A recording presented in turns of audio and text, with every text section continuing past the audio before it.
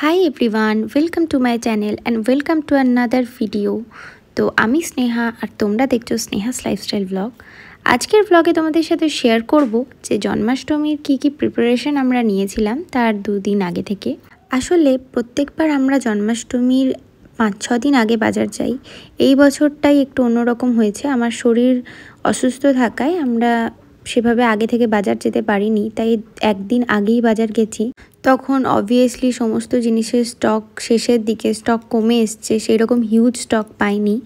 তো বাজারে আমরা গোপালের জামা, অর্নামেন্টস, মাথার মুকুট, হাতের গয়না বা হার, ময়ূর পালক, তারপর আমাদের ছোট্ট ছোট্ট দুটো রাধাকৃষ্ণ আছে তাদের ড্রেস, মানে গোপাল বা রাধাকৃষ্ণকে সাজাতে যা যা অর্নামেন্টস বা যা যা দরকারি জিনিস লাগে জন্মাষ্টমীর জন্য, যদিও আমাদের প্রত্যেকবারই কেনা হয়, কিন্তু প্রত্যেকবার যখন জন্মাষ্টমী আসে তখন মনে হয় কিছু নতুন কিনবো না, অন্য কিছু যদি বাজারে আসে সেটা নেব না। এর সাথে আমরা ডেকোরেশনের জন্য কিছু ছিট নিয়েছিলাম, আমাদের ওখানের যে ছিটের দোকান পাশেই ছিল। তো প্রথমে আমি আমাদের বাড়ির জন্য শপিং করেছিলাম, আর মা এটা গোপালের জন্য বানিয়েছে আবার নতুন পায়ের মল। আমাদের বাড়ির গোপুসোনা প্রত্যেকবার মল বানিয়ে দেওয়া হয় আর প্রত্যেকবার হারিয়ে ফেলে। যাই হোক, এই হলুদ ছিটটা নিয়েছিলাম ব্যাকগ্রাউন্ড ডেকোরেশনের জন্য, এই দুটো হার নিয়েছিলাম জন্মাষ্টমী রাধাষ্টমীর জন্য, এই গোলাপি হারটা গোপুর জন্য, গোপুর একটা নাইট ড্রেস নেওয়া হয়েছিল, এছাড়া দুটো মুকুট জন্মাষ্টমী রাধাষ্টমীর জন্য, হাতের বালা নেওয়া হয়েছিল। এছাড়া আমার মামার বাড়িতে ছোট্ট ছোট্ট দুটো গোপাল আছে, তাদের জন্যও নিয়েছিলাম। আর আমার মায়ের বাড়িতে ছোট্ট দুটো রাধাকৃষ্ণ আছে, তাদের ড্রেস আর একটা চেলি নিয়েছিলাম। এবার আমাদের বাড়ির শপিংয়ে আসি।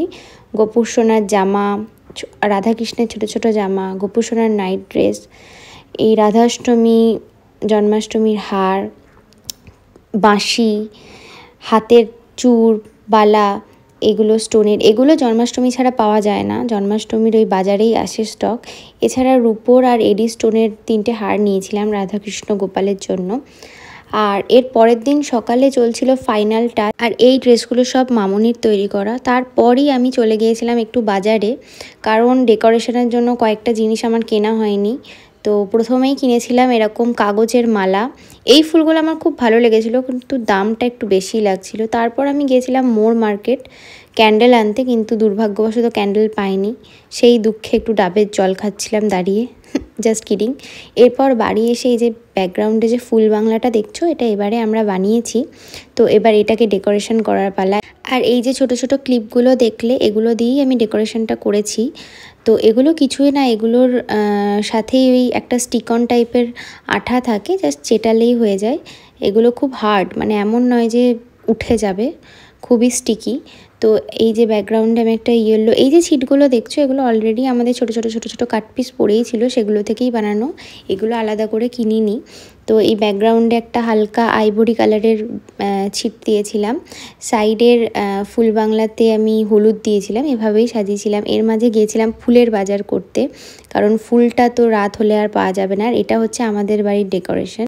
অন্যদিকে বাড়ি এসে দেখি মামুনি বাকিটাও সাজিয়ে দিয়েছে, গোপালের দোলনাটাও সাজিয়ে দিয়েছে। আর এদিকে একদিন আগেই রাধারানী কৃষ্ণের আমাদের পঞ্চামৃত দিয়ে স্নান করে ড্রেস পরানো হচ্ছিল, কারণ দিনের দিন প্রচুর টাইম লাগে, কারণ অনেক রান্নাও থাকে, তো একসাথে হয় না বলে আগের দিনই এটা রেডি করা হচ্ছিল। এই যে একদম ready. Stay tune for our Janmashtami blog. দেখা হচ্ছে নেক্সট ব্লগে, ততক্ষণের জন্য টাটা।